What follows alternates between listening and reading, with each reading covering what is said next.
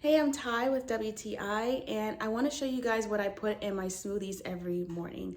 It's this MRM whey protein vanilla powder, and what I love about this powder is it's gluten-free. I love that it doesn't have any antibiotics or hormones in it, and it tastes really great. Actually, it's probably the best protein powder I've ever tasted, one that I actually enjoy adding to my smoothies. And my nutritionist was the one who introduced me to it.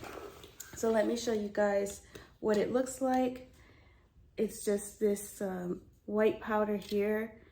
I think that the vanilla taste is pretty strong. So like I have almond milk in here, some wheatgrass powder, and some strawberries, and my smoothies come out tasting pretty sweet. So I love using it. I think it mixes well into my smoothie so I don't taste any chalkiness or anything like that. I highly recommend it if you're looking for a really good protein powder with great ingredients. Give this one a try. And that's my point of view.